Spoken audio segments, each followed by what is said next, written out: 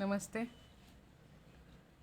Bill of एक्सचेंजच्या journal entries असणारे problems आपण मागच्या काही व्हिडिओमध्ये घेतलेले आहेत, ज्याच्यामध्ये retirement of bill, discounting of bill, bill send to bank for collection, असे काही प्रॉब्लेम्स आपण अनसॉल्व प्रॉब्लेम्स घेतो आहे. आज तसाच पण थोडासा जरा मिक्सअप किंवा ॲडिशन असणाऱ्या कॉम्बिनेशनचा प्रॉब्लेम आज आपण घेतो आहे. पेज नंबर 306, प्रॉब्लेम नंबर 5, पान क्रमांक 306, प्रॉब्लेम 5वा वाचूयात आपण. त्याची जर्नल एंट्रीज आज आपण करणार आहोत. Siddhant sold goods to Sudhir of ₹43,800 on 18th March 2019. सिद्धांतनी गुड्स सोल्ड केलेले आहेत सुधीरला. Sold, Siddhant sold goods to Sudhir. So Siddhant become drawer. And who is drawee? Remaining partner is drawee. So Sudhir is drawee. Siddhant sold goods to Sudhir of ₹43,000 on 18th March 2019. So first आपली entry येणार आहे sold. सोल्डच्या खाली underline करा. पुढे काय झालं बघा. Siddhant draws a bill on Sudhir on the same day. म्हणजे त्याच तारखेला त्यांनी बिल काय केलं, सिद्धांतने बिल ड्रॉ केलेले बघा. Siddhant draws a bill on Sudhir on the same day for ₹43,800 for 3 months, which was duly accepted by Sudhir. Bill draw केल्याची एंट्री नसते, पण बिल ॲक्सेप्टन्सची एंट्री असते. त्याच तारखेला सुधीरने बिल ड्रॉ केलं 3 महिन्यासाठी विथ द सेम अमाऊंट, आणि ते ॲक्सेप्ट केले ड्रॉईनी. So second entry will be acceptance. Siddhant sold goods to Sudhir of ₹43,800 on 18th March 2019. Siddhant draws a bill on Sudhir on the same day for ₹43,800 for 3 months, which was duly accepted by Sudhir. आपल्या ह्या 2 entries confirm झाल्या, goods sold केल्याची आणि bill accept केल्याची. Generally कोणत्याही प्रॉब्लेममध्ये ह्या 2 entries असतात. ॲटलिस्ट सेल केलेली जरी नसेल तरी ॲक्सेप्टन्सची एंट्री असतेच असते. पुढं काय झालं बघा. Siddhant discounted the bill on the same day at 8% per annum. त्याच दिवशी सिद्धांत discounted the bill. Third entry discounting of bill. तिसरी एंट्री कुठली येणार आहे आपली आता, डिस्काउंटिंग ऑफ बिलची. सिद्धांत discounted the bill on the same day at 8% per annum. त्याला चार्ज लावले बँकेनी, 8% डिस्काउंट ते घेणार आहेत. ते 8% उगीच दिलेले नाही आहेत, त्याचं कॅल्क्युलेशन देखील आपल्याला करावं लागणार आहे. सो डिस्काउंटेडला अंडरलाईन करा, 8%ला अंडरलाईन करा. पुढं काय झालं बघा. The bill was dishonoured on due date. जे बिल बँकेकडे डिस्काउंटिंगला पाठवले ड्रॉवरनी, ते बिल ड्यू डेटच्या दिवशी डिसऑनर झालेलं आहे. पुढची एंट्री येणार आहे डिसऑनर ऑफ बिल. डिसऑनर म्हणजे बिलाचे पैसे मिळणारच नाही. Drawee is unable to pay the bill. So bounce झालेलं आहे पहा बिल. मग पुढची एंट्री येणार आहे डिसऑनर. जुनं बिल आता किंवा आहे ते बिल 43,800चं डिसऑनर झालं आहे, म्हणजे आपली पुढची एंट्री येणार आहे dishonour. The bill was dishonoured on the due date and Sudhir requested. हा शब्द बऱ्याच प्रॉब्लेममध्ये तुम्हाला येईल. सुधीर ड्रॉई आहेत आणि सुधीरने रिक्वेस्ट केली आहे. रिक्वेस्ट का केली आहे बघा आता. Sudhir requested Siddhant to accept ₹13,800 and interest in cash on remaining amount at 12% per annum. सुधीर कोण आहेत आपल्या केसमध्ये, ड्रॉई आहेत. आता ड्रॉईनी रिक्वेस्ट केली आहे, जो पैसे देणार आहे त्यांनी रिक्वेस्ट केली आहे काय, की तो बिलाचे पैसे ड्यू डेटला देऊ शकत नाही. त्यांनी काय रिक्वेस्ट केली बघा ड्रॉवरला, की आत्ता तुम्ही ₹13,800 घ्या इन्क्लुडिंग इंटरेस्ट, म्हणजे 13,800 घ्यायचे प्लस रिमेनिंग अमाऊंटवर इंटरेस्ट चार्ज करायचा आहे, तो पण कॅशमध्ये तो घेणार आहेत. आणि मग उरलेल्या अमाऊंटसाठी नवीन बिल द्यावं अशी त्यांनी रिक्वेस्ट केली आहे बघा. जेव्हा जेव्हा प्रॉब्लेममध्ये रिक्वेस्टेड किंवा रिन्युअल असे शब्द येतील, सो रिन्युअलचे 4 एंट्रीज आपल्याला कराव्या लागतील. ओल्ड बिल कॅन्सल्ड, पार्ट पेमेंटसाठी एक एंट्री येते, इंटरेस्ट चार्ज केल्यासाठी एक एंट्री येते आणि नवीन बिलासाठी एक एंट्री करावी लागते. सो रिक्वेस्टेड किंवा रिन्युअल हे शब्द आले की आपल्याला ते 4 एंट्रीज शुअर शॉर्ट कराव्याच लागतात. बघूया आपण कसं करायचं. 4 पैकी काय काय झालं बघा. Sudhir requested Siddhant to accept 13,800 and interest in cash, म्हणजे 13,800 आणि इंटरेस्ट असं कॅशमध्ये घ्या असं सांगितलं आहे. म्हणजे 43,800 पैकी 13,800 आत्ता कॅश दिलेली आहे. सो कॅश पेड किती येईल, 13,800 आणि प्लस काय जे येईल ते. इंटरेस्ट आपल्याला कॅल्क्युलेट करावं लागणार आहे. कशावर काढायचं बघा interest, remaining amount. Interest calculate करायचं आहे रिमेनिंग अमाऊंट ॲट 12%, 12% दराने आपल्याला व्याज काढावं लागणार आहे, जे की आपण त्याला जास्तीचे पैसे देणार आहोत म्हणून. आता ह्या कंडिशनला ड्रॉवर तयार झाले का बघा. सिद्धांत agreed and for the balance amount accepted a new bill at 2 months. सिद्धांत या गोष्टीला तयार झाले. सिद्धांत ड्रॉवर आहे. ते काय म्हणतात, ठीक आहे मी याचं नवीन बिल काढून देतो. For the balance amount accepted 2 months bill, म्हणजे मी 13,800 प्लस इंटरेस्ट आत्ता घेतो आणि उरलेल्या अमाऊंटसाठी मी तुम्हाला नवीन बिल काढून देणार आहे. या गोष्टीला पार्टनर ड्रॉवर तयार झालेले आहेत. Siddhant agreed for the balance amount and accepted new bill for 2 months. Before the due date, before the due date, due डेटच्या अगोदरच, of the new bill Sudhir retired the bill by paying ₹29,700. Due डेटच्या अगोदरच सुधीरनी बिलाचे पैसे दिलेले आहेत. ती जी काही अमाऊंट येणार आहे नवीन बिलाची त्यापैकी त्यांनी 29,700 दिलेले आहेत. हा प्रॉब्लेम मल्टिपल कंडिशन्स, मल्टिपल जे आपण एकंदरीत सगळ्या जर्नल एंट्रीज किंवा त्याचे जे कंडिशन्स बघितल्या त्याचं कॉम्बिनेशन आहे बघा. आत्तापर्यंत आपण सोपे सोपे प्रॉब्लेम्सचे व्हिडिओ बघितले, याच्यामध्ये मल्टिपल कॉम्बिनेशन आहे. सो ते आता आपण सॉर्ट आऊट करायचं आहे. याच्यामध्ये बेसिकली आणि काय करायला सांगितलं, कोणाच्या बुकमधल्या एंट्रीज करायला सांगितल्यात बघा. Pass necessary journal entries in the books of सिद्धांत.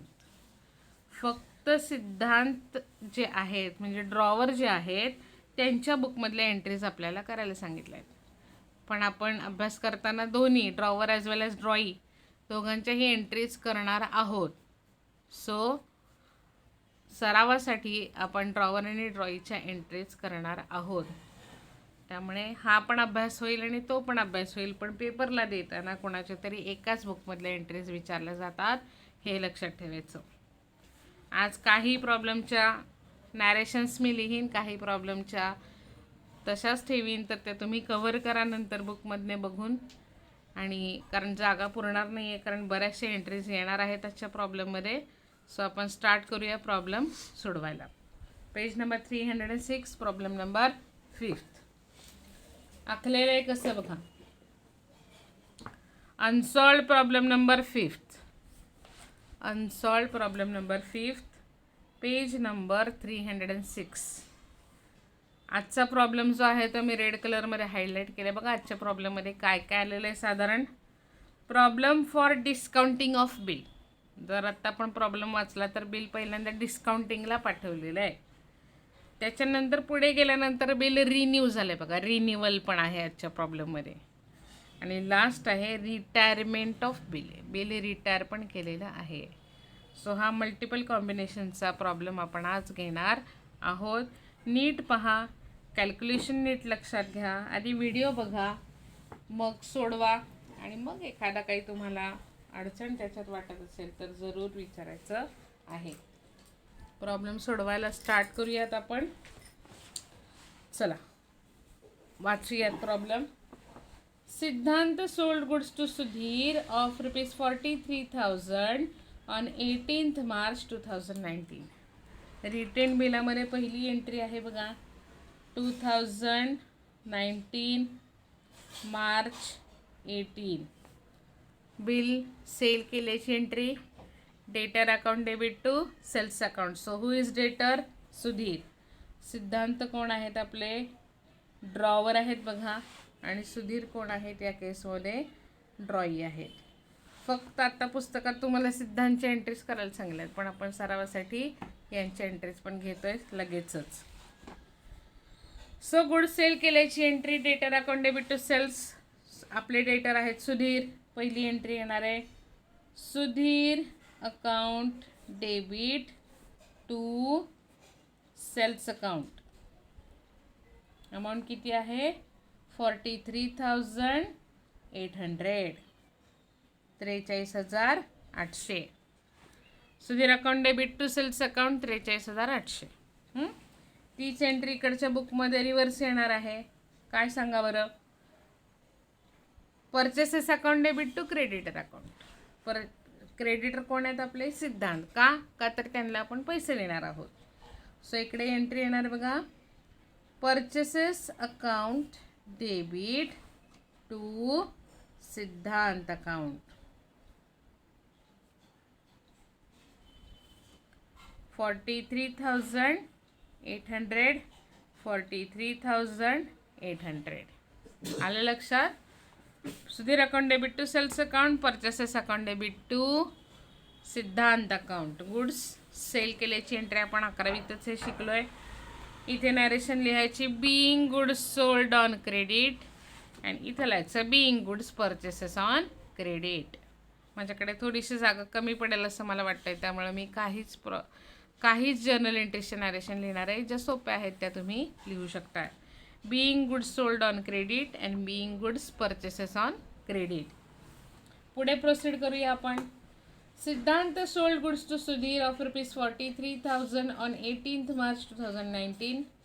सिद्धांत drew a bill on Sudhir on the same day for ₹43,800 for 3 months, which was duly accepted by Sudhir.